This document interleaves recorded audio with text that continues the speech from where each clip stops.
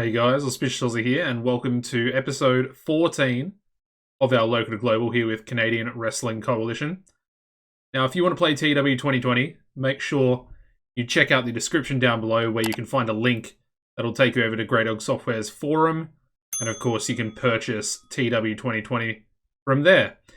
Anyway, as you can see from last episode, we finally got up to 30 popularity, and of course we actually started the episode at 25, so we gained a massive 5 points in the last episode. Now, realistically, if we're going to achieve that again, which might be a little bit difficult for a couple of reasons, but if we get 5 points, we could potentially go up to small size. Now, I think going up to small size would be massively beneficial to the company as a whole, really. Obviously, 35 popularity comes with a lot more sponsorship money. Of course, higher attendances. Of course, at the moment, we're also running with free tickets for our events, and we are running 2 events per month. So essentially, what we're trying to do at the moment is, I mean, Cameron Vesey looks absolutely incredible there. He looks ridiculous. Anyway, it's going to be tough to beat him. But yeah, we're running with 2 events to try and maximize that popularity while also, trying to still make at least a decent amount of profit per month because, the financial situation is actually relatively good at the moment, which is, obviously something that we massively worried about in the beginning of the series. But we're only making about 3,000 per month at the moment. Now, if we were running one show with normal tickets, we would essentially be probably making about 10k per month. Anyway, we've got this guy here, Caddy Leblanc. Caddy. I'm not 100% sure, but I like the look of him. And he's going to sign for $30 per appearance.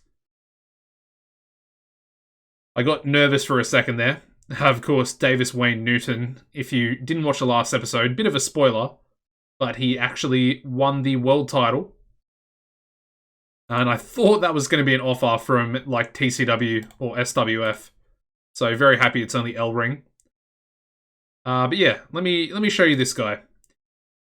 So Caddy Leblanc, 21-year-old black Canadian wrestler, obviously just came into the game. However, I mean, looking at his stats, he does look pretty bad. However, the entertainment stats on him are absolutely incredible. 93 charisma, 93 microphone, 92 acting there as well. And the guy's got 70 star quality. So there's a really good amount of star quality there to begin with. If we look at the negatives, obviously 30 psychology is pretty bad to begin with.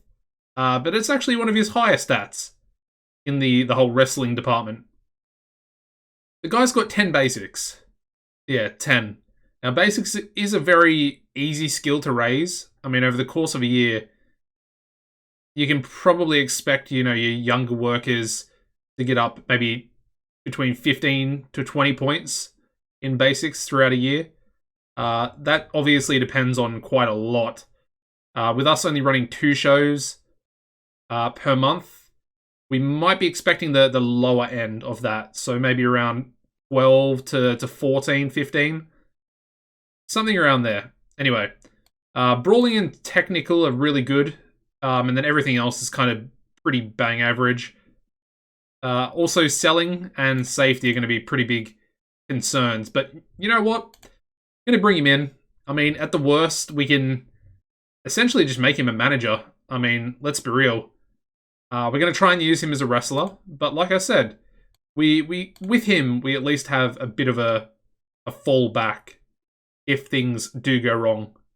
I feel like he could actually be a pretty good manager, I would say, for Gary Walker, but I think Gary Walker is a babyface. He works better as a babyface, and LeBlanc works better as a heel. So that one's not going to really work out as a manager, client partnership, but like I said, the main thing we want to do is to try and see if he will become something special.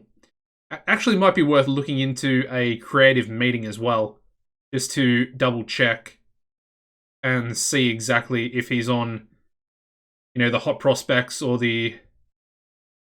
any of the lists, really. I mean, obviously it's going to be in the top sort of entertainers, but it'll be interesting to see what exactly happens.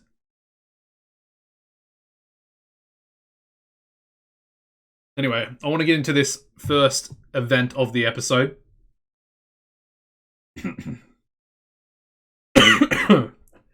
just started choking there. Perfect.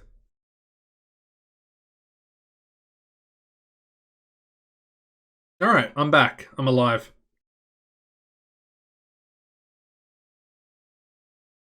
And yeah, for some reason that was freaking out a little bit. Anyway, I just want to say again, let me know what you guys think about a possible second series to the channel for TEW 2020. I would like to do daily content for TEW. Obviously, most of my fans, most of my subscribers, you guys want to see TEW, which I understand completely. That guy looks really good as well. Zeke Cromstock. SWF.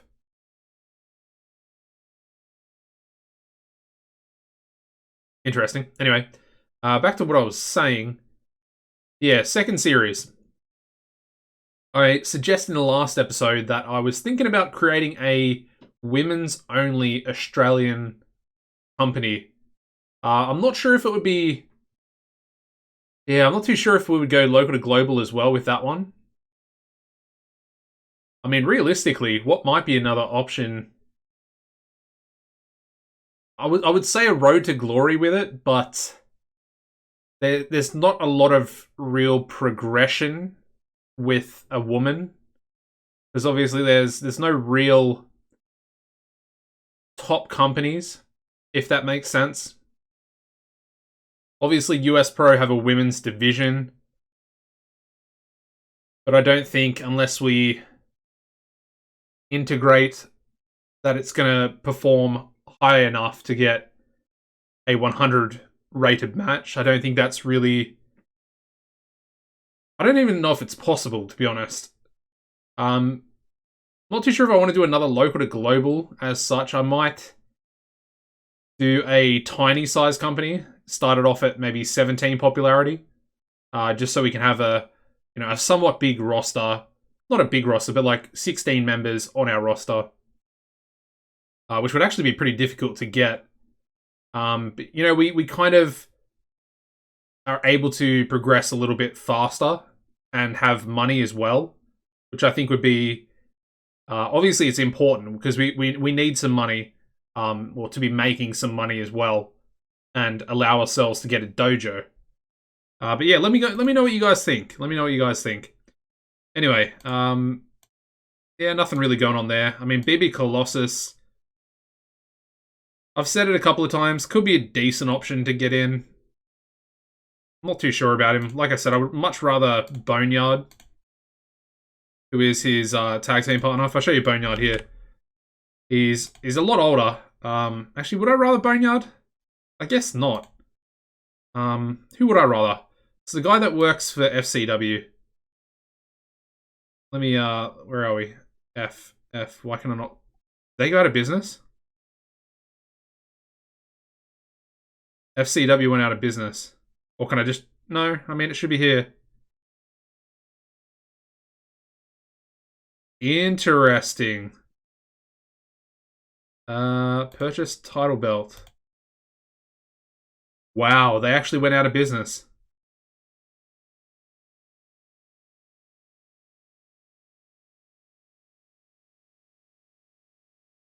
That's pretty crazy. Really not something I kind of expected to see. Anyway, let's get into the first show. Yeah, that's unexpected, to say the least. I mean, it's good in a way, because now Young and Wasted won't hopefully gain any more popularity. Alright, so let's go another generic venue. Do we have any issues? No issues. Perfect. Lovely. Alright, what I think I want to do is... We definitely want to give a debut to this guy. Obviously, he's going to lose, but let's do a title match Art Reed going to be taking on Davis Wayne Newton. I know I kind of said Art Reed would probably not be challenging for the title, but that was unfortunately before Ozzy Goldstein decided to go off and get signed by ACPW, essentially leaving us without one of our sort of big stars, if you will. Now, I said I could change the date, or the day, I guess would be the correct way of saying that, to essentially allow both Kamikaze and Ozzy Goldstein to be here. But yeah, I'm not 100% sure on that one. It's a bit of a toughie, because I would much prefer us to sort of keep to our schedule, because I kind of like being on Saturdays and Wednesdays. I feel like it's kind of the perfect split, similar to, I guess, AEW in real life. Anyway, so let's give a debut to this guy. I think we'll have... Let's have Charlie... No, let's go Jack Pride. Charlie Corner, Jack Pride. Let's go Charlie Corner. What's his stamina? Is stamina bad? I mean, it's 52. That's actually... That's, you know, it's respectable enough, I guess. But this match is going to be a bit of a stinker. It's going to be really bad. Yeah, I'm a bit worried about it, not going to lie. And finally, let's have the Rock City Stars take on Robin Newman and Jay Silva. See if there's any positive chemistry between these two here. Give the victory to Ryan Turner, and we should be good to go. Alright, angles. So obviously Davis. Give him 8 minutes. Perfect. We'll make this our storytelling match. I think I might give the Young and Wasted tag team an angle as well. So Brett and Taylor. We'll script both of them. Give them 8 minutes though. We'll give them a decent amount of time. And then we'll advance that storyline there as well. I mean, obviously it's kind of too early to give LeBlanc an angle. But I guess we could probably give him angles when he's not actually wrestling on the show, which would probably be more beneficial. But I guess in a weird way, I probably want him wrestling every show.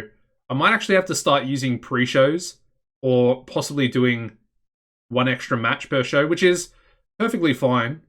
As long as we use, you know, kind of the cheaper workers, because he's 30 per appearance. We could use like Marco Gonzalez, Pepper Pelton, Jay Silva, you know, all these guys that are on much cheaper contracts. The final angle is going to go to Rock and Ryan Turner and Stan Manor. Give them an angle to open the show. And that looks pretty good. Alright, so we've got our storytelling match. Let's run the first show.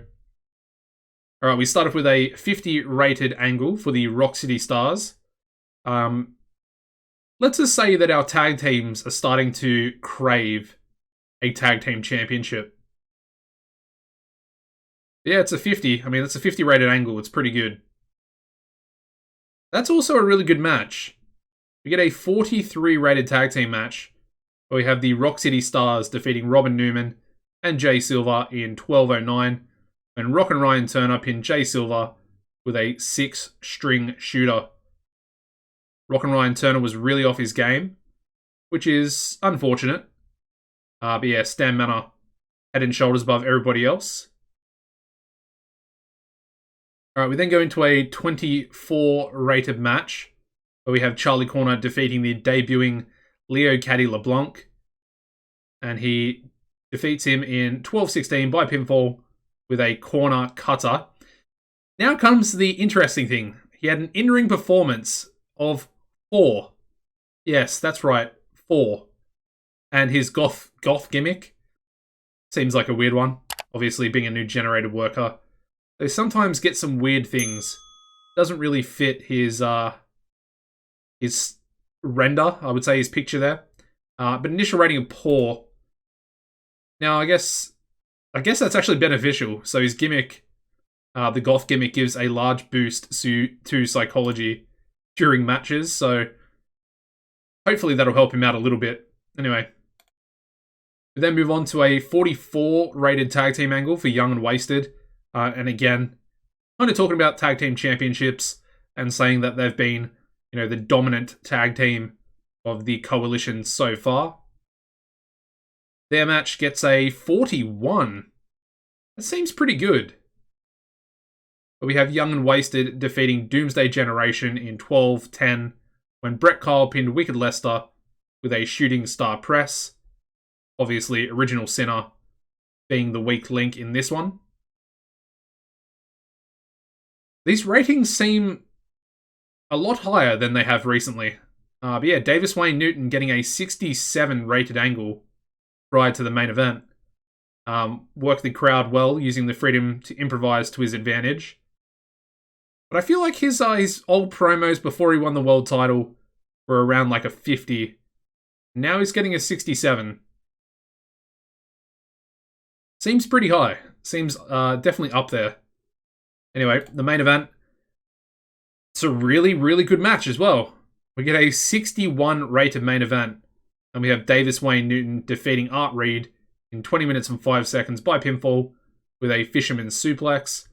And we have Davis Wayne Newton making defense number 1 of the CWC World title. And yeah, he got a 66 in-ring performance. So that's, it's definitely up. I think he was at about a 61.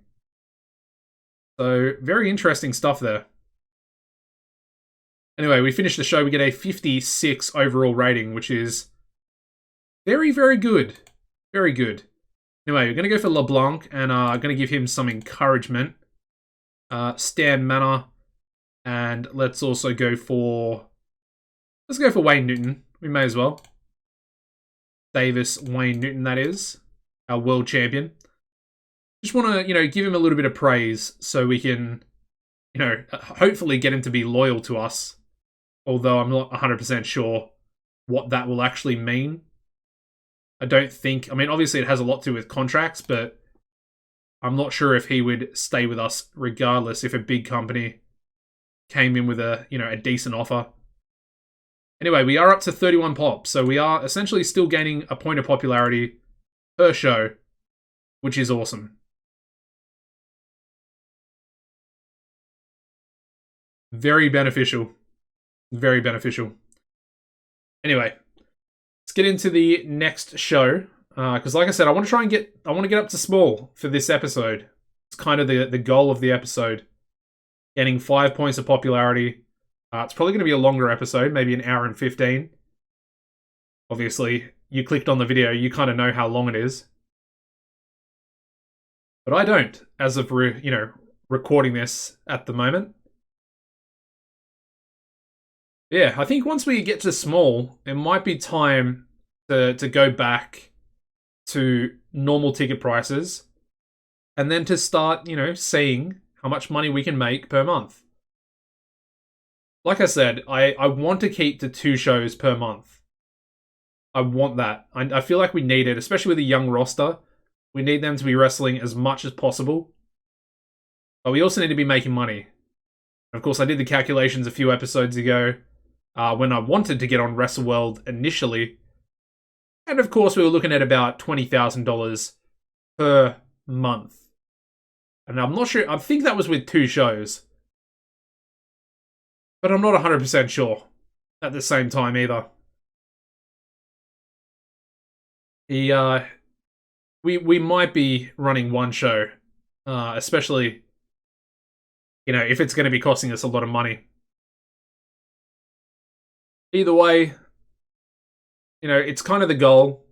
So we're going to try and set ourselves to at least get on there in the near term, I would say. But it's going to be difficult. The finances are definitely going to come back into it. Maybe we could even forego going on WrestleWorld itself.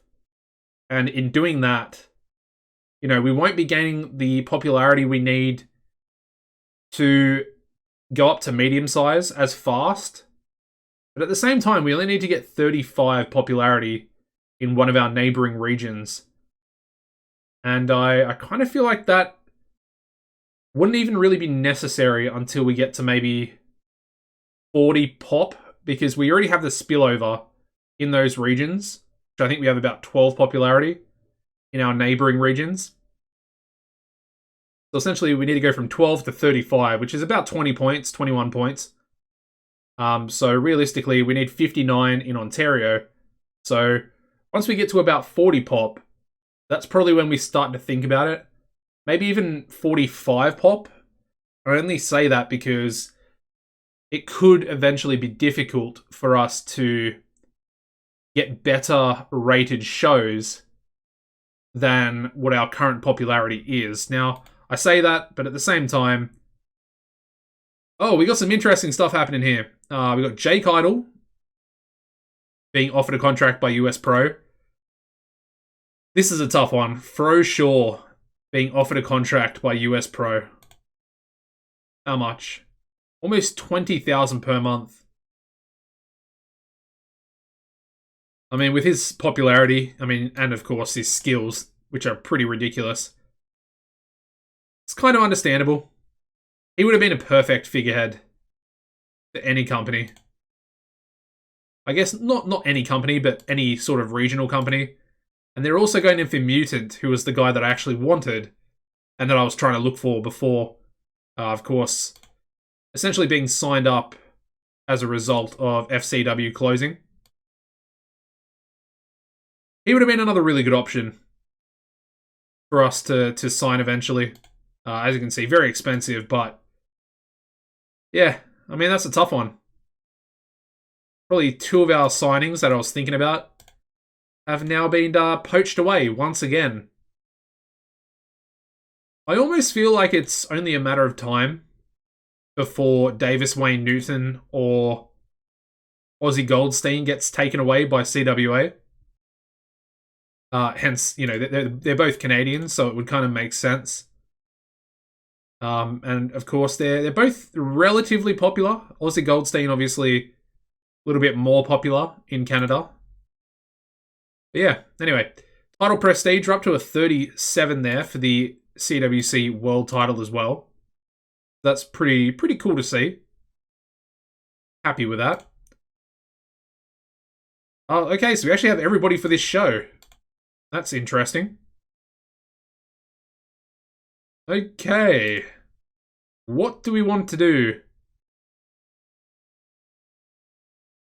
That's a really good question.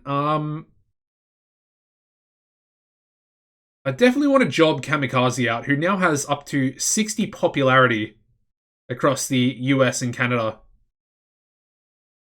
So I think we want to job him out again, because I don't care about Kamikaze anymore.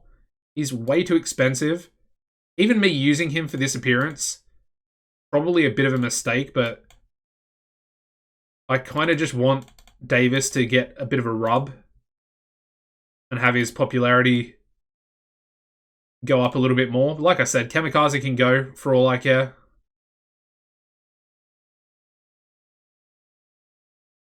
He is very talented, but at the same time, I don't really think it's going to be too worth it. Anyway, the other matches, let's go for... Yeah, what do we want to go for? As you can see, his basics already went up, so essentially every match that he's going to be in, his basics will probably go up. So, like I said, we pretty much want to be using him every show in some capacity. Let's have him team up with Gary Walker. I just want to see if there's any chemistry between those two. Let's have Goldstein and Jack Pride team up. Going to be an expensive show, but should be fine. We'll give Jack Pride the victory in this one here as well. There's that match. Let's go another singles. Let's go Gonzalez taking on Diaz. Yeah, Diaz. And these two have had a little bit of a rivalry with each other. Both coming in with our sort of new roster that we brought in back in the day. Make it a storytelling match, why not? There we go. And then finally, we'll do another tag match. Let's have Doomsday Generation taking on Bowden Snoop and Chip Martin. And we'll give Lester the victory here as well. Okay. Actually looks like a pretty good show. Obviously, this is kind of a bit of a, I don't want to say squash match, but it's kind of like a jobber match with Bowden Snoop and Chip Martin. Anyway, let's do angles. So let's go both of them. Go Davis, Wayne Newton, and Kamikaze. I'm going to try and use Kamikaze's popularity as much as possible. Give them both a little bit of success as well for the storyline. And of course, we need Robinson to be our road agent. Next angle, we'll go Ozzy Goldstein and Primetime Jack Pride. Similar sort of deal there. But this one less, I guess, interesting would be the best way of saying it. And then I guess finally let's go with Sinner and Lester. And let's just give them an angle. I mean, they're going to get the victory here, so they may as well have a little bit of time to try and get themselves over. Alright, that looks pretty good. Okay, apparently Sinner is being used far too much. Can we get that down to slightly? To reduce some more match times and stuff. Still being used too much on the show. 9 minutes. Can we go there? Alright, so his match is going to be 8 minutes, which is not great. But that should... yeah, there we go. Slightly... Alright, let's just save that. Let's just go with it. Alright, so we start off with a 33 rated angle, where we have Doomsday Generation, of course, Sinner and Lester coming out, cutting a promo, saying they're going to, destroy... I guess they would be similar to the Ascension, but I guess they'd be a little bit more dark and sinister. And, yeah, basically they say the Doomsday is upon us, or upon... the coalition, I guess would be the correct way of saying it. And they also sort of allude to a tag team championship opportunity themselves, saying that, once the gold is available, they're going to do everything in their power to take it. Their match gets a 35, which is kind of interesting. It seems higher than it should be, or than it was recently. But we do have Doomsday Generation defeating Bowden Snoop and Chip Martin in 8:09 when Wicked Lester pinned Chip Martin with a flying elbow drop. As you'd expect, Sinner off his game, or really off his game in this one. We then go into a 42 rated match from, I guess, two of our sort of young stalwarts in our company. Both really talented. Don't have a lot, entertainment-wise. I think Gonzalez has a little bit more. But then again, Diaz, of course, has a little bit more in the ring. A little bit more talent in the ring.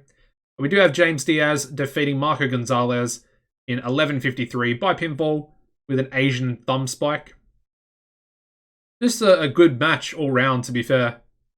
And very happy with a 42 in-ring and a 42 rated match. That's a good promo. We go into a 61 rated tag team angle from Ozzy Goldstein and Primetime Jack Pride. And of course, Jack Pride enjoyed having the freedom to go off script. Performed well. And yeah, I guess Jack Pride and Goldstein, they could be a team together. They almost could be. They kind of look the same. They don't look the same. Me saying that is a bit of a silly thing to say. But they're both... I guess they're both heels. Actually, I don't know if Goldstein is a heel. I think he is, but anyway. They're both cocky, arrogant, in my mind. In the series they are, anyway. Their tag match does really, really well, considering. Yeah. It gets a 53 for this tag team match. which is interesting. But we have Ozzy Goldstein and Primetime Jack Pride defeating Gary Walker and Leo Caddy LeBlanc in 12-28 when Jack Pride pinned Gary Walker with a Pride fall. Obviously, Goldstein head and shoulders above everybody else, and LeBlanc was the weak link. He did double his in-ring performance, though. He got an 8 in-ring performance for this match. Was really off his game as well, so that could have been a 9. That could have been a 9. Anyway, Ozzy Goldstein, he's apparently got a hot new move, which I'm not sure if he got on our last show or if he got it on an ACPW show. Either way, it's benefiting him quite a bit. So he's got a 65 in-ring for this one. 53, not even the main event. Pretty happy with that. I kind of expected it to be bad because of LeBlanc there. We then go into a 64 rated angle where we have Davis Wayne Newton, the world champion, talking a bit of smack against his, contender for tonight in Kamikaze.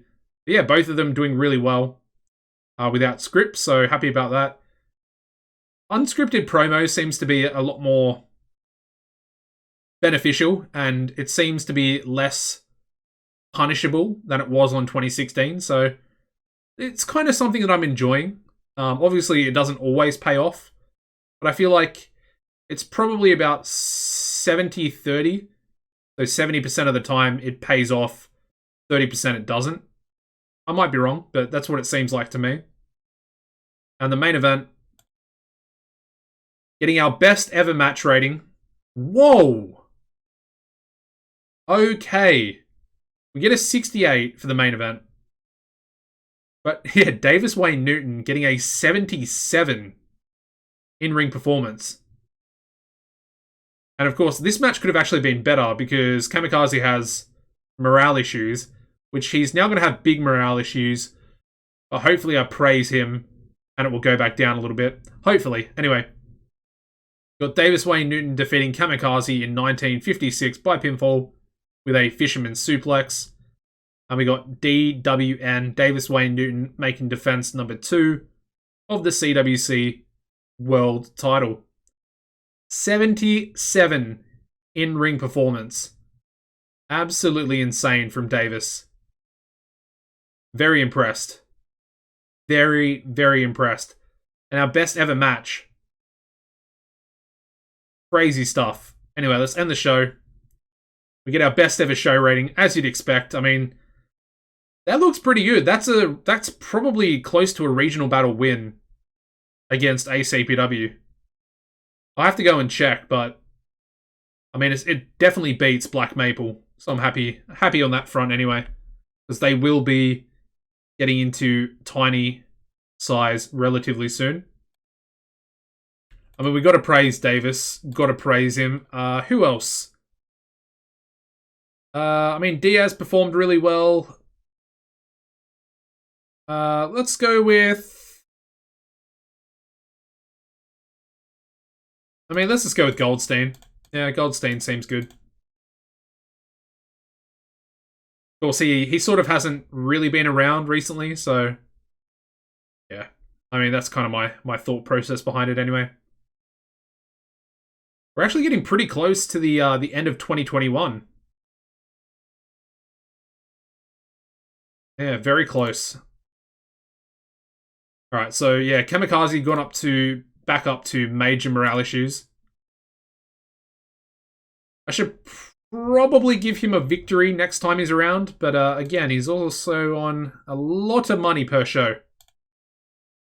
A lot of money. And as you can see, we took a little bit of popularity off him in Ontario, so that's pretty funny. Let me check one thing. I want to go and have a look at ACPW. And I want to have a look at their recent show. Okay, never mind. They are getting 75s for their TV show. And Kamikaze is he's just been in an 82 rated match.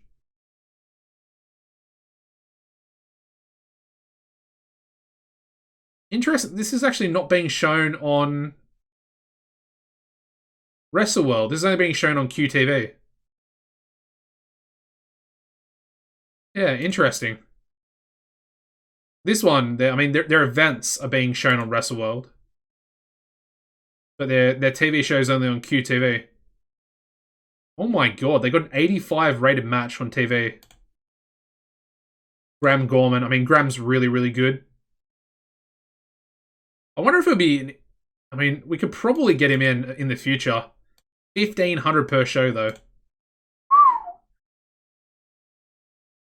But yeah, ACPW are doing really, really well. I mean, let's have a look at their popularity, because they must be pretty close.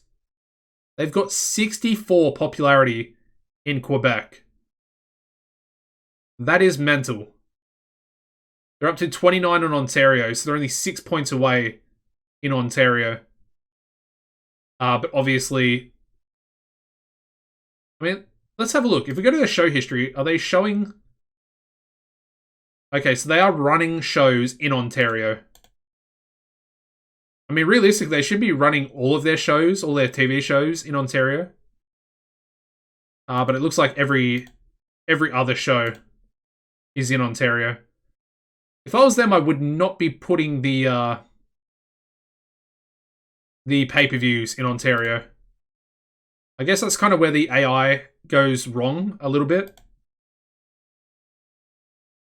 Because of the fact that it would make more sense for their TV shows to be held in Ontario and then run their main shows in Quebec.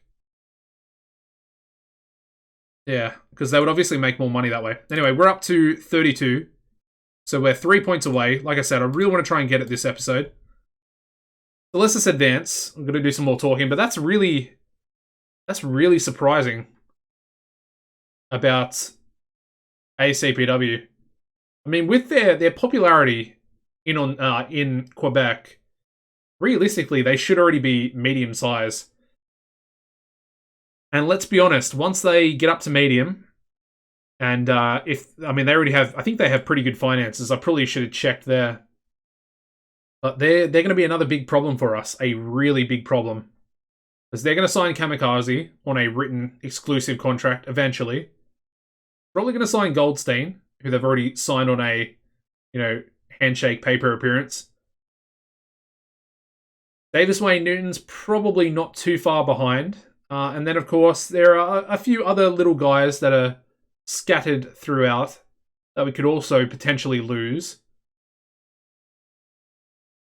And then, of course, there's always CWA as well. And, of course, all the other big companies in America that could essentially come in at any time and take any of our workers if they really want to. I mean, I would like to get Seth Whitehead. Kind of hoping that he leaves. He's currently, I think he's still at Mid-Atlantic Wrestling as well, with the developmental deal. Really hoping he gets released by TCW, because he could be another really strong heel for us once we start thinking about going up to medium size. And, once we get up to medium, there might not be a lot of stars left. So that is kind of one of the reasons why we need to, I guess, focus as much as we can on younger wrestlers. Similar to Diaz, Jack Pride, who else? I guess Sinner and Lester. They'll be a good tag team. And I would definitely like to keep Young and Wasted as well. Because they're really young. They're really good. And I feel like they could have some really good matches against LA Stars, which is another really good tag team. I was going to bring them in as well, but they're too expensive. And it's understandable because they're with New York City. And they're on WrestleWorld all the time, so it makes sense. It's understandable. And I think we can definitely pick them up down the road once we've actually, once we're making a decent wicket. And by wicket, I mean a decent amount of money. Kind of an Australian saying, you're making a decent wicket. Well, not really too sure why. I'm assuming it has something to do with cricket. Of course, cricket, the sport, is very, very big in Australia. And of course, We're on the processing screen, so as you'd expect, I'm absolutely talking nonsense and rambling about pointless things, but I know a few of you guys, I was going to say a lot of you guys, but there's probably only a few of you that actually enjoy my rambling. I enjoy it as well. That's why I do it. Anyway, we're getting into it now. Finally into week 4. It's going to be interesting. I kind of want to see... We could possibly be... I was going to say we could be the most improved company of 2021. Which would probably be a decent shout. But I'm not too sure how popularity and that whole award works, because I'm assuming it would have a lot to do with the popularity gained in every region.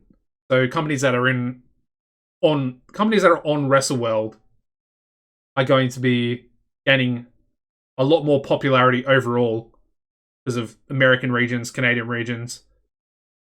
I mean, that all kind of makes sense. Anyway, it would be cool though. It would be very, very cool. Anyway, I'm not too sure what we're going to do for this main event. I think Stan Manor had minor morale issues after the last show.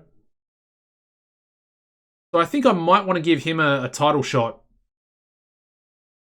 Or at least maybe a number 1 contenders match. I mean, maybe against Diaz, because Diaz won that match against Gonzalez on the last show. And then I guess maybe we could do like a tag team main event. Maybe Young and Wasted could take on Davis Wayne Newton and someone else. Okay, so GSW going in for Deacon Darkhold, which is an interesting one. Very interesting. I do kind of like him. The true voice of evil.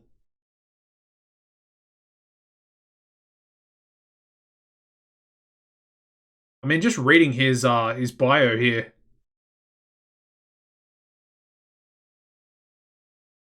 I mean,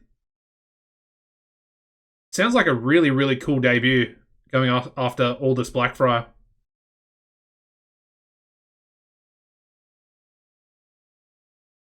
Yeah, wow. Anyway, there goes Jake Idol, Mutant, and Froshaw. And, of course, Ernest, of course, is with TCW, so... Yeah. How's Moriarty Schnell going? Of course, he's one of my... Oh my goodness. Didn't he develop? Wow. He definitely developed. I mean, the psychology's up to 51 there. That's pretty crazy. It seems so difficult to get the microphone and acting skills up. I mean, this guy's been getting star quality and charisma, though. Which I find very interesting. Because they seem like a really hard skills to get up as well. Hank Whitman. I don't think I've ever seen this guy either. Anyway. How's Willie LaRue doing as well? Of course, Willie's another guy signed on the TCW series. See, how are these guys getting all this charisma? It's really what I want to know. Because it seems so hard to get for anybody else. And these guys are only doing like 40 match ratings and 40 rated angles and stuff. But for some reason... I mean, maybe I'm just not even noticing about our own roster like that. Let me go to someone, for example. Let's go to Jack Pride. He would probably be the best example. Obviously gone up a lot in basics, which is great. Psychology, not so much, but that's a little bit understandable because we don't really have anyone with great psychology. But as you can see, no star quality, no charisma. Gone up 1 point on the microphone, which is, I guess, good. 1 point there as well for acting, which is also pretty good. I mean, everything's going up for him, which is great. but I mean, realistically, we want him to be going up in other things like charisma, like star quality. Of course, we can raise it ourselves by asking him to, where would we ask it? Be physical? Yeah, we can ask him to increase his size, which we'll probably do that eventually. And we can essentially ask him to get in better shape as well. And he currently has a body shape of average, so we can ask him to get ripped. I think it can backfire. They both can, obviously. Or we could also ask him to go on steroids, which probably not a good option. Probably not a good option. Anyway, let me also check we actually went up in prestige as well as a result of the Kamikaze match. Anyway, let's book the next show. We're 45 minutes into the episode. And I guess we'll probably be finishing the year as well, so that'll be pretty cool. Expecting 842 fans. Not bad. Not bad at all. Alright, so let me see what we got. Alright, I think I know what the main event's going to be. Let's do the main event first. So it's going to be a tag team match. Davis Wayne Newton going to be teaming up with... who is he going to team up with? I guess Jack Pride, maybe. Jack could probably do something in the main event. Maybe a Sono? Let's go for a Sono. Yeah. And then they're going to be taking on Young and Wasted, which I think will be a pretty good match, either way. Hopefully, everyone can actually do the 20 minutes required. Otherwise, it's going to be a bit of a problem.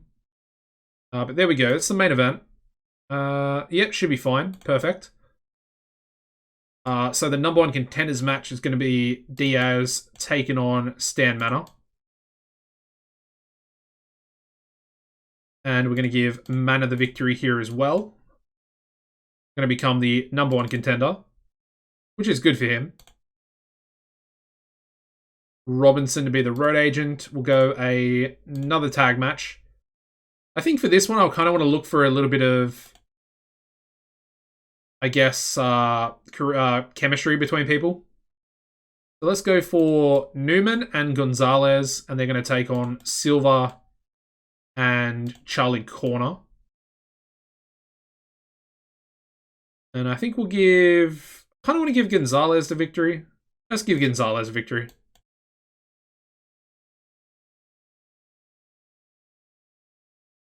And I guess we'll also make Silva the loser.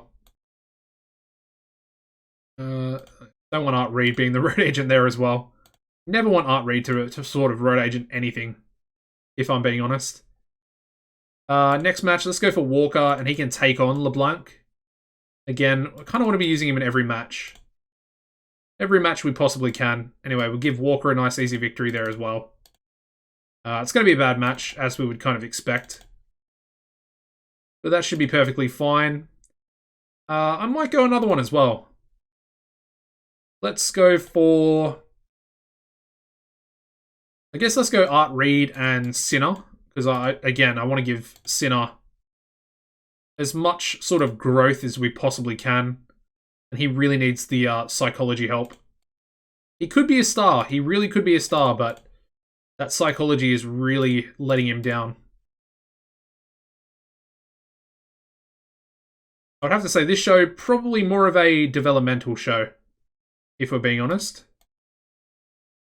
Let's work the crowd there. We'll make this our storytelling match as well. And I think we're good. So let's go angles. Let's try Davis Wayne Newton and Uterus Sono, both on entertainment. I think we'll script them both, just to be careful. So that'll go on there. Then I think we go for Gary Walker. Just on entertainment by himself.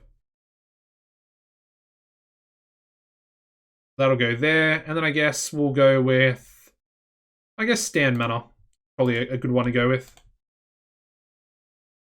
And we'll give Stan 8 minutes there as well. All right. That looks pretty good. 102 minutes as well, so we're actually getting pretty close. Also, a little bit too much there for well, we need to get Art Reed to do something. I guess he can Red Agent this match, perhaps. Yeah, there we go. That's fine. All right, let's run the show. We start off with a 34 rated match where we have Art Reed defeating Original Sinner in 12:08 by submission with a dreadlock. Art Reed seemed off his game in this one. We then go into a 56 rated angle with Gary Walker. Of course, he's up against fellow entertainment stat, extraordinaire in LeBlanc. Not a terrible match. We get a 32 rating here, where we have Gary Walker defeating Caddy Leblanc in 12:25 by pinfall with a pants pull sunset flip.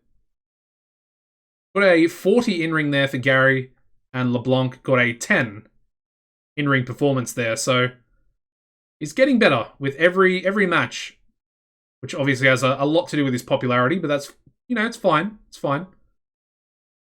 We then go into a 31 rated match, which is actually worse than that last match.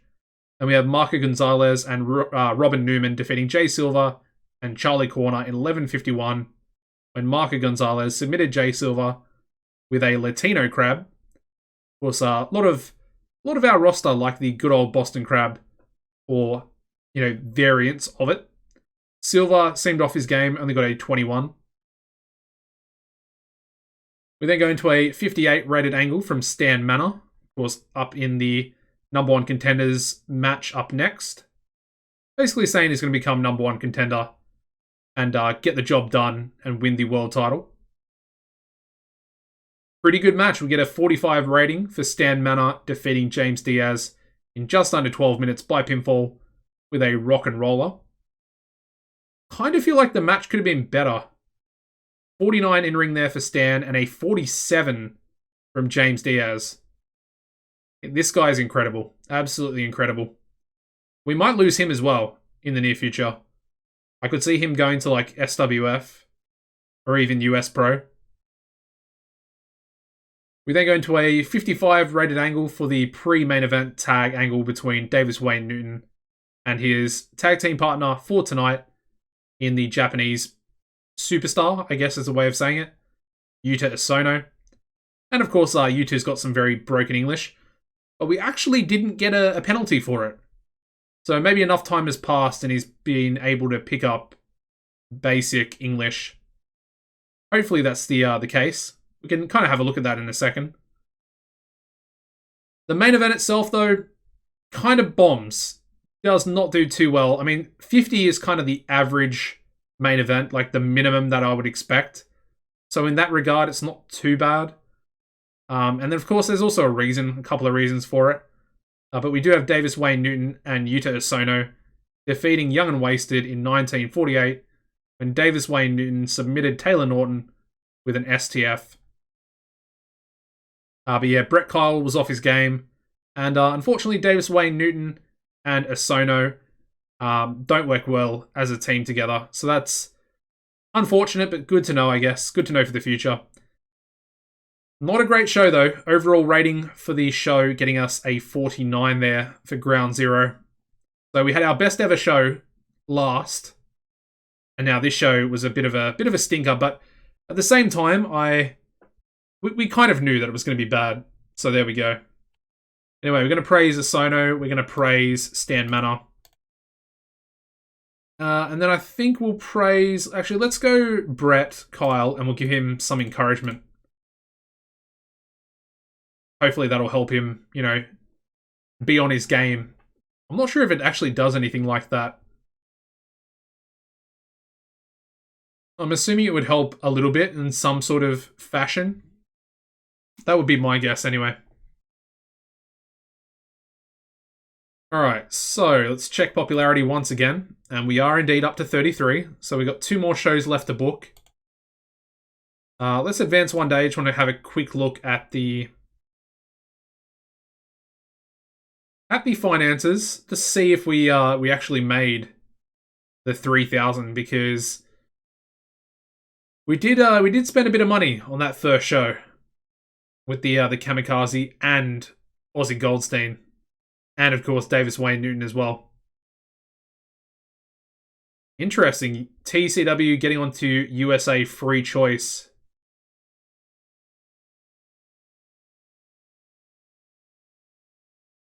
I'm wondering, King of Kings. Is that a TV show? Or is that their, No, that's a pay-per-view. That's a pay-per-view. Yeah. For some reason, I didn't think it was a pay-per-view. But look at their match ratings, man. That is insane. Insane. We got Wolf Hawkins defeating Tennessee William in a 99, with Wolf getting a 100 in-ring. We got Ernest defeating Ed Stone in a 92, with Ernest getting a 96 in-ring. Mighty Mo defeating Logan Wolfsbane in an 87 rated match. Logan getting an 81. What else we got? We got the Swines defeating Velocidad and Frankie Boy Fernandez, getting a 91. Also insane. Okay, because I forgot that it was a tournament. King of Kings is a tournament title, essentially. But yeah. Mighty Mo defeating Nelson Callum, getting a 97, which is an extremely good match. We then have Ernest Jungman defeating Wolf Hawkins. Surprised that didn't get a 100. Very surprising. 98 for Wolf and a 94 there for Ernest. And then in the main event, we have a 95. Not even the main event, but we have a 95 where Ernest defeats Mighty Mo for the King of Kings title. And the main event, which is very, very interesting to see as well, we have Titan finally dethroning Joshua Taylor in a strap match to win the TCW World Heavyweight title. So Titan is their world champion. Take a little look at him. He's not that good. He's not that good. He's also not that popular either. Let's have a look. What was his popularity before the match?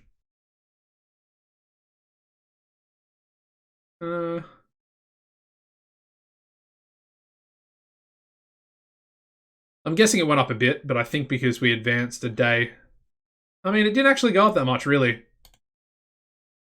Yeah, it's a bit of a weird one. It's a really good match, though, to be fair. Really good show. 86. Anyway, let's see what we need to do.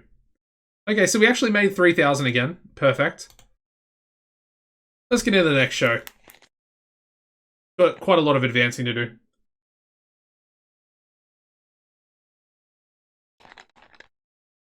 Alright. So this episode might be even longer than an hour and 15 minutes. Because of course we've got to process through to the next show.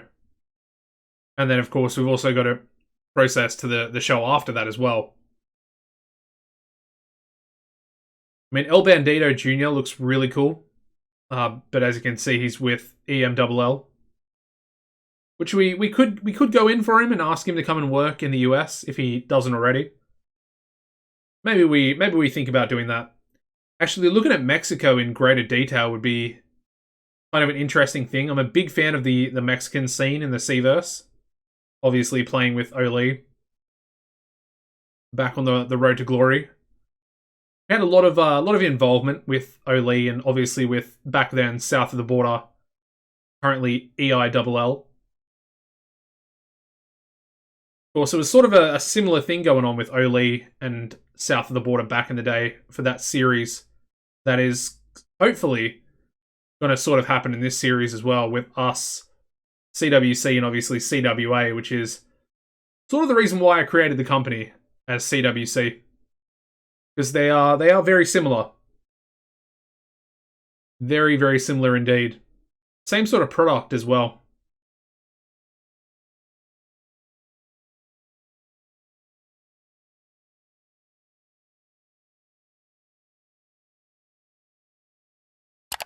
I mean, getting the Gilbert brothers in, That could be an interesting thing. That they are both Canadian. They're not too good, and they're in their sort of later 30s, but they could just be another good team for us to bring in as sort of a filler tag team. Because I think on the next episode, I would like to get some tag team titles in. To be fair, I think that's kind of our next step. Either we go tag titles or we go the mid-card Canadian title. But I kind of feel like the tag titles needs to be implemented. We've got some good tag teams. We're definitely trying to build up some of them as well. Feel Good Inc., Doomsday Generation. I feel like both of them, we're kind of pushing them up a little bit. And then, of course, we've got the established teams of Young and Wasted and Rock City Stars as well. It'll be interesting. Anyway. I kind of expected this to happen. I really did expect it to happen. So yeah, Kamikaze hands in his notice for the company. Couldn't really do enough to keep him around. And, of course, jobbing him out is going to piss him off a little bit. Wondering if does he have any... what do you call it? No, he doesn't have any negative relationship towards Alexander Robinson, which is actually pretty good, because we might be able to sign him back in the future. To be fair, he didn't really progress too much. His basics never really went up. Psychology's gone up quite a lot. That's pretty crazy, actually. How's his psychology gone up that many points? He's gone up 7 points in psychology over the last year. Ridiculous. Anyway. Alright, so let's book this show. Like I said, it's one of our last two that we need to get up to small size. Alright, we got Wicked Lester here, creating a fun and relaxed atmosphere backstage. Finding a karaoke machine, perfect. Love you, Lester. Alright, so for this Coalition Wrestling, we're going to do Davis Wayne Newton. I guess I kind of want to job Kamikaze out a little bit more. Do I just go for the repeat match? You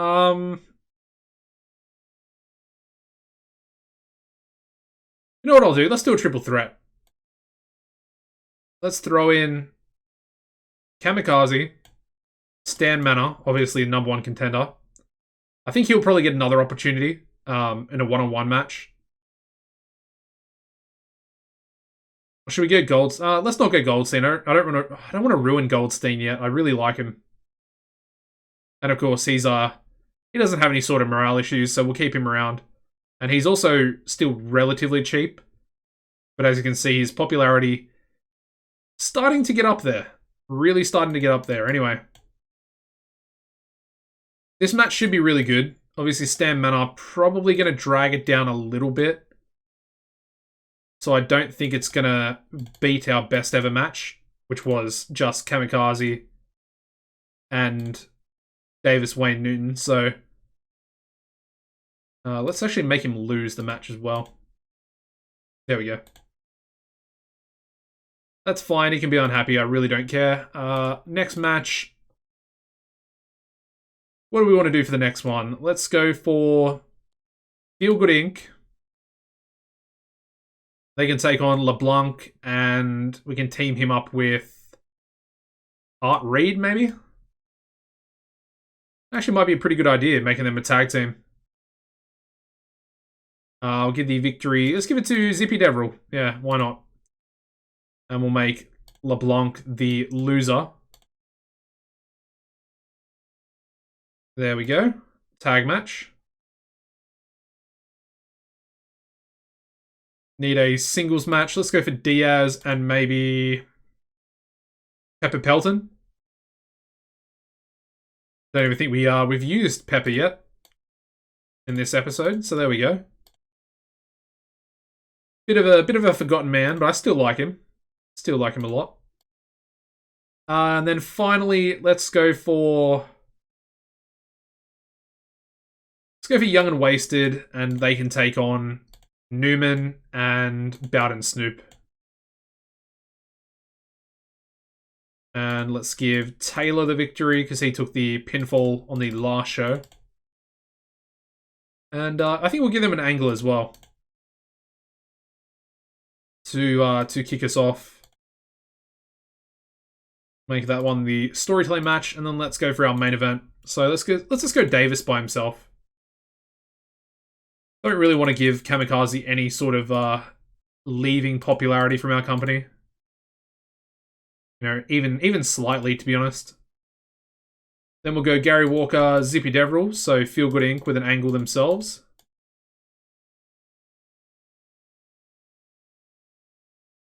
I like that.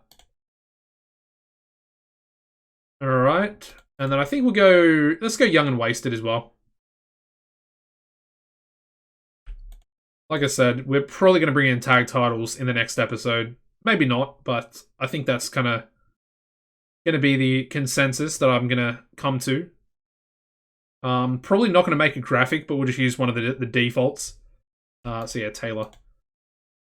And I think we'll script them again. I kind of like scripting them because I'm just not 100% sure if they're going to be decent. Anyway, let's run the show. So we start off with a 47 rated angle from Young and Wasted again. Still alluding to the fact that they're the best tag team in the coalition. And they're essentially putting their name forward to become the first ever CWC Tag Team Champions. We then go into a 43 rated match, which again is really, really good. And it's kind of them, I guess, proving to me that they deserve potentially to be the first ever champions. We have Young and Wasted defeating Robin Newman and Bowden Snoop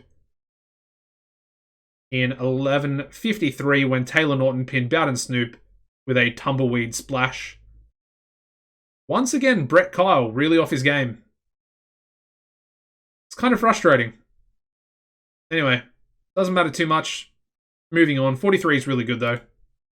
We then go into a 34. Bit of an injury there as well. We got James Diaz defeating Pepper Pelton in 12:02 by pinfall with an Asian thumb spike. And yeah, Pepper Pelton sustained a fractured cheekbone. So I'm assuming it was the thumb spike into the cheek, and he basically broke his cheekbone there. Did James Diaz. Maybe it wasn't a botch. Hopefully it's not. Anyway, we go into a 58 rated tag team angle.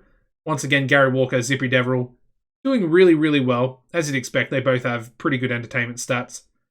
And yeah, they're throwing their name forward for a possible tag team title match. And, they're doing their thing. They're getting over with the crowd. And of course, both of them improvising quite well without scripts, as you would also expect.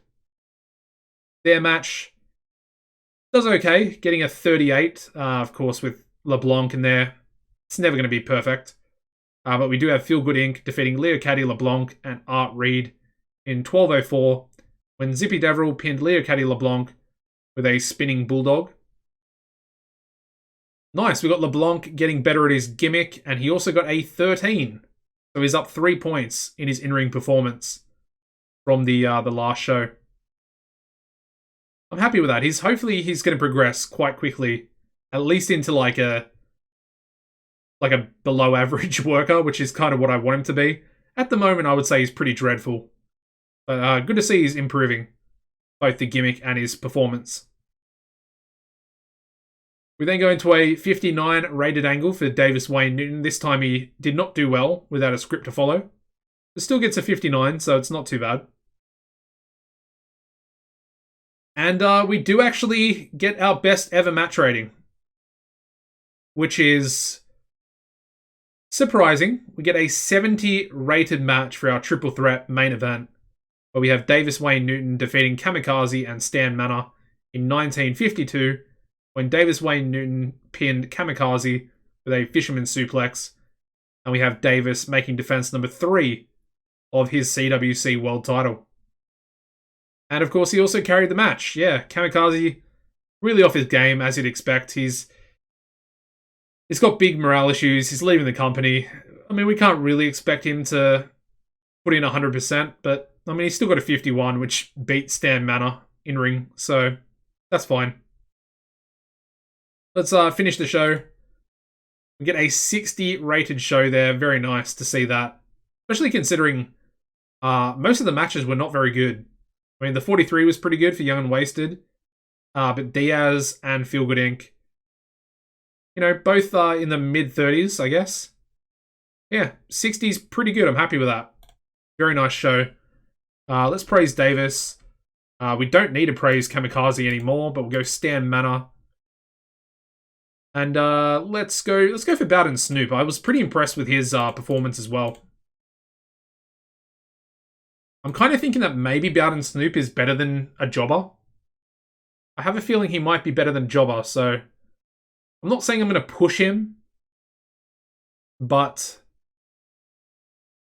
we might use him a little bit better than we have been recently. Anyway, let's take a quick look at CWA. It's a pretty good main event. They get a 90 rated tag team match with the Mob defeating David Stone and Jack DeColt. Not too bad, not too bad. What do we got here? Pepper Pelton. Yeah, so I don't think that was a botch. Don't think it was, yeah. Ooh, Pepper's got loyalty to Alexander Robinson as well. Very nice. Maybe I should go through and check who actually has it. Anyway, let's double check the size. We are indeed up to 34, so we are 1 point away. Let's just start processing to the next show. I'm assuming this episode's probably going to be an hour and 20 minutes. So excited though, so excited to get up to small. That is perfect. I hope you guys are excited as well. If you are, smash the like button. I would really appreciate it, guys. Again, it doesn't really do anything for the amount of views the video is going to get. The only way that algorithms or the YouTube algorithm works is watch time and views. If you have a really good watch time, that actually helps the video be, you know, I guess suggested more by YouTube and seen by more people, you know, on the main YouTube homepage. But your likes, they mean a lot to me. That's what I'm trying to get at. When I see a video that has, you know, 20 likes on it, you know, one of these local to globals, it motivates me and it really shows to me that you guys really enjoy watching it. So yeah, I greatly appreciate that. And also, if you're not subscribed, subscribe to the channel. Getting very, very close to 1,500 subs, which is pretty crazy to think about. Because I think back in November of last year, I was under 1,000 subs. So I've nearly gained 500 in less than a year, which I think it's absolutely awesome, honestly. I didn't really think that I would get this type of growth. But I really do appreciate you guys. And if you're not subscribed, make sure you do that. Turn on the notification bell as well. Yeah, here we go. I mean, Road to Glory was kind of the catalyst heading into 2020. And now the local to global is taking over.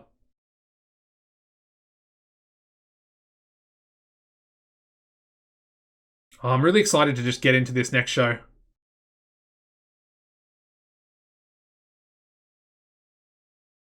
I feel like we should probably put on a pretty good show. It's the last show of the year, so maybe we go for a decent main event. I mean, I guess we could go for Stan Manor in the main event against Davis. He kind of does deserve a title shot.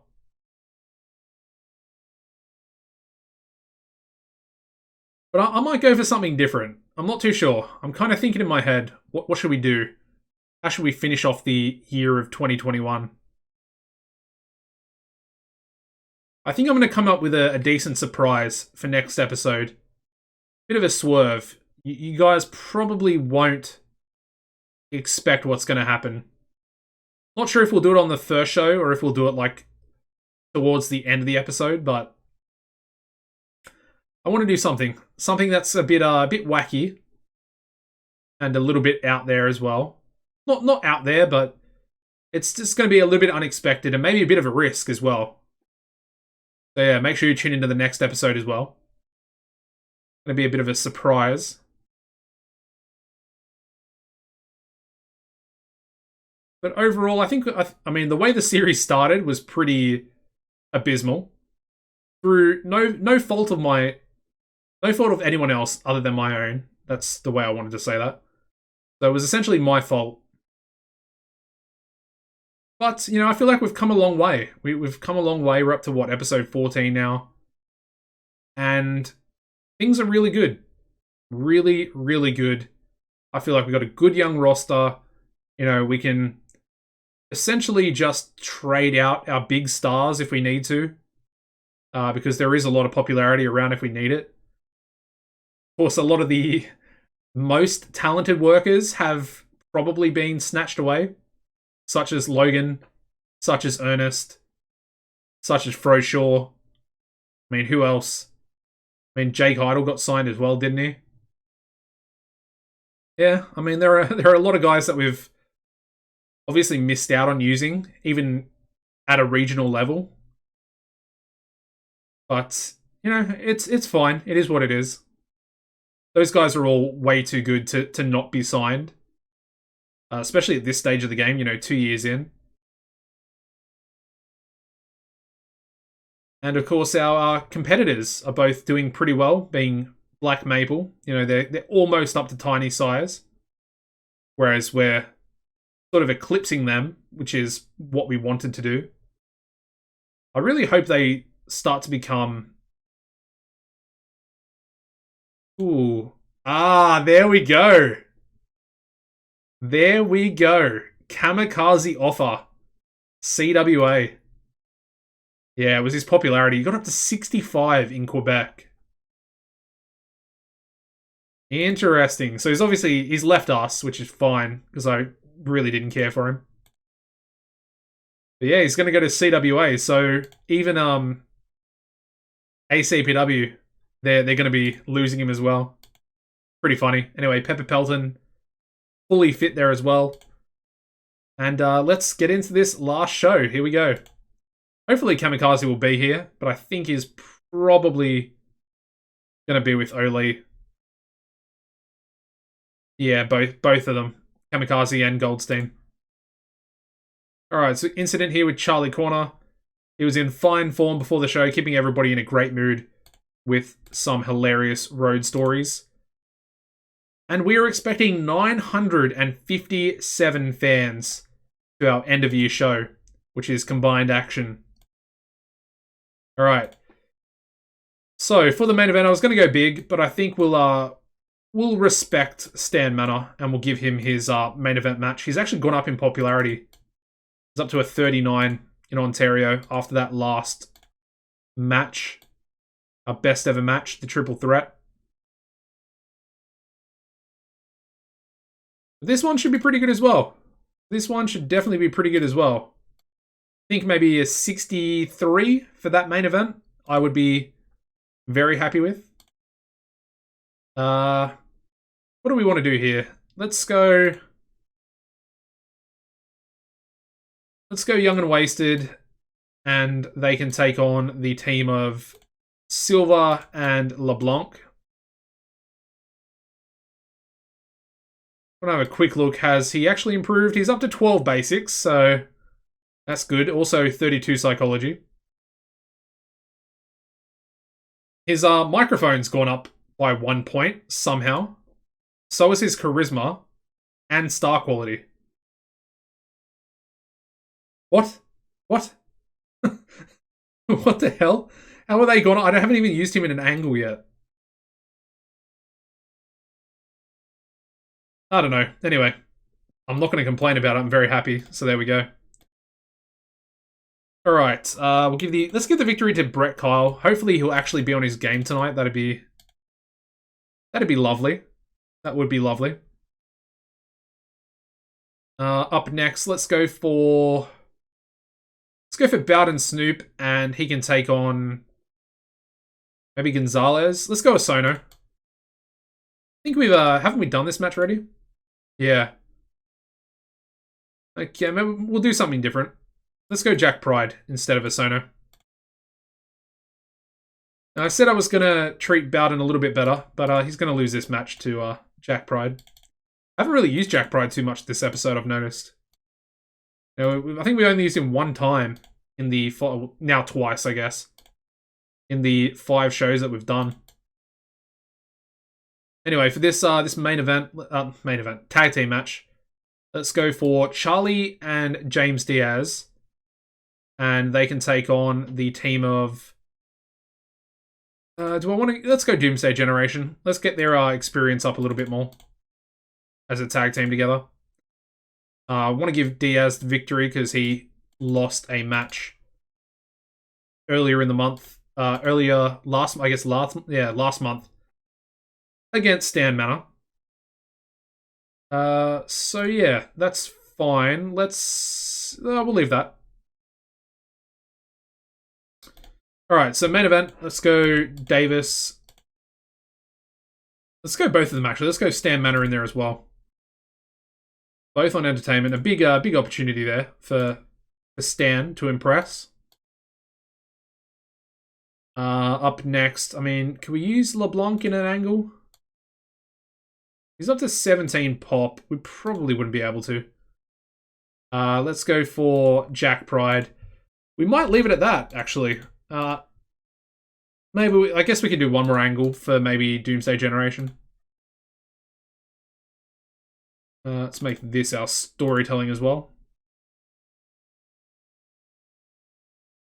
And yeah, so let's go for Sinner and Lester.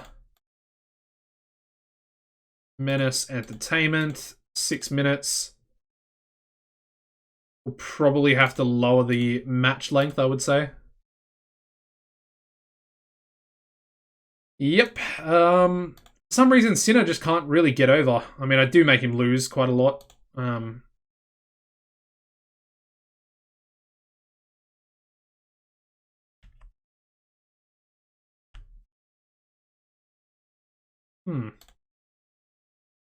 Yeah. I don't think... Has he ever actually even won a singles match? I don't think he won a singles match this year. He hasn't won a singles match this year. And then I kind of complain as to why his popularity is so low. Anyway. Yeah, I need to lower that, don't I? I think it needs to be 8 minutes, to be fair. There we go. Slightly overused. Let's run the show. Final show of the episode, final show of the year. And our final show that we needed to get up to small size, which is regional. For those of you that are familiar with the old system. Anyway, we started with a 36 rated angle for Doomsday Generation. Of course, Menace for Sinner, Entertainment there for Lester. It's a pretty good angle. I mean, it's kind of what we expect from them. Lester improvising well. Their tag team match getting a 37. Unfortunately, James Diaz, Charlie Corner don't work well as a team. But they did defeat Doomsday Generation in 8:24. When James Diaz pinned Wicked Lester with an Asian thumb spike. We then move on to a 53 rated promo from Primetime Jack Pride. And of course, once again, using the freedom off script to do good things for his angle. Very impressed with Jack Pride. Just wish he would progress a little bit more, but again, that's probably my own fault for not using him as much as I should be. His match getting a 34. Okay. Primetime Jack Pride defeating Bowden Snoop in 11:40 by pinfall with a Pride fall. And yeah, Bowden Snoop and Primetime Jack Pride have pretty good chemistry together, lifting the match. Nice. We then go into a 39 rated tag team match where we have Young and Wasted once again defeating another, impromptu tag team in Jay Silva and Leo Caddy Leblanc. In 11:51 when Brett Kyle pinned LeBlanc with a shooting star press. 14 in ring there for Leo Caddy LeBlanc. 1 point higher than his last performance, but anyway. 39 is pretty good considering both him and Silva are not great. But yeah, both of Young and Wasted getting a 44. There's some fireworks there.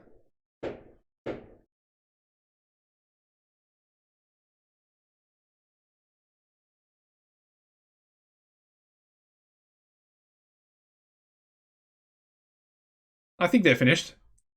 Yeah, definitely not gunshots. Definitely just fireworks. There's a big sort of park not too far away from my house.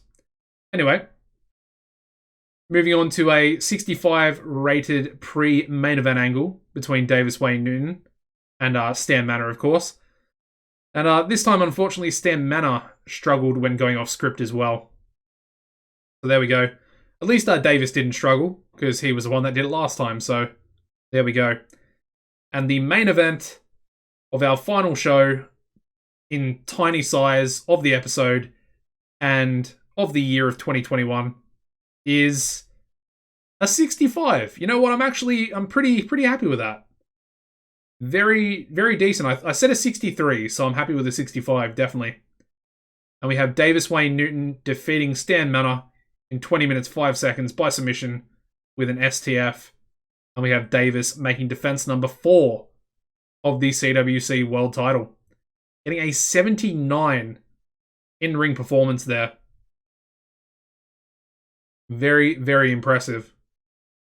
Anyway, let's finish the show. Okay, we get a 58. It's not too bad. I'm definitely pleased with that. That's kind of like I guess it's above average. I would say 55 is average. Anything above 55 is above average.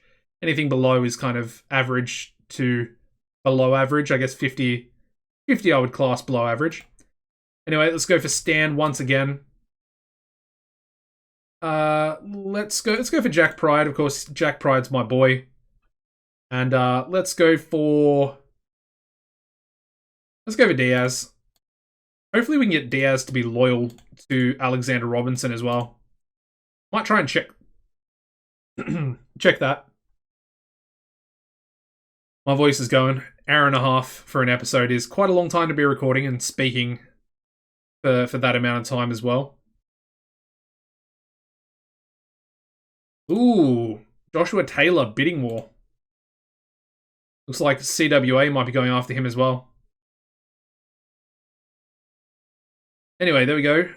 Kamikaze hired by CWA. And then we have CWC. Canadian Wrestling Coalition have risen to small size. So I'm guessing that's what the episode's called. There we go. Alright. We don't actually need to hire any more wrestlers. We've got 23 at the moment. And we only needed 20 active wrestlers. However, we now fall into the predicament of production values. Now, this is where it's going to be really interesting because all these production values here that ACPW have are essentially the production values required for WrestleWorld. Now, it's going to be expensive. I think for the first month being January, so let's advance one day, see what happens. But I think at least for the first month, we want to try and, I guess, gauge where exactly we're going to be financially. And I want to see how much money we get in sponsorship and how much money we get through attendance as well. So the first thing I'm going to do, once it finishes processing the end of the year, is we're going to turn tickets back to normal pricing. So it's ready for the next episode. And then we're also going to check, I guess, the end of year awards as well. Okay, so it's nearly finished here. Hopefully you guys are enjoying the much longer episode, obviously. We had a fair bit to get through. 5 shows, a lot of processing, and of course, I guess the end of year processing as well. Definitely been a good episode though, and of course, lots of interesting things happened in the episode. We had me choking on some water. We also had some fireworks, which were incredibly loud. Anyway, Wrestler of the Year going to Wolf Hawkins. Company of the Year, SWF. Team of the Year, Joshua Taylor, Wolf Hawkins. Match of the Year being Taylor and Hawkins defeating Mighty Mo and Aaron Andrews. Show of the Year going to Best of the Super Juniors. What is that, 22? Young Wrestler of the Year going to David Stone Jr., I would assume. I guess it's David Stone, yeah. Veteran being semi-back. We've got Alicia Strong, female. Most improved company is Not Ourselves. Unfortunately, that went to CZCW. Independent wrestler going to Fuyuka Higa, which is interesting. Manager of the year going to Dawn Gemmell. Announcer going to Dwayne Fry. Color going to Tom Townsend. Referee going to Shane Stones. And yeah, that's it. There we go. Lots of 90s there for TCW as well. Anyway, I think that is going to wrap up the episode, guys. We're up to 35 popularity in Ontario, and our next stop is Medium, which is going to take us quite a while to get there. But anyway, hope you guys enjoyed. Make sure make sure you did drop a like. I was about to say didn't drop a like. Make sure you drop a like on the video if you haven't already. Subscribe to the channel as well, and make sure you turn on that notification bell. Apart from that, guys, as always, take it easy and goodbye.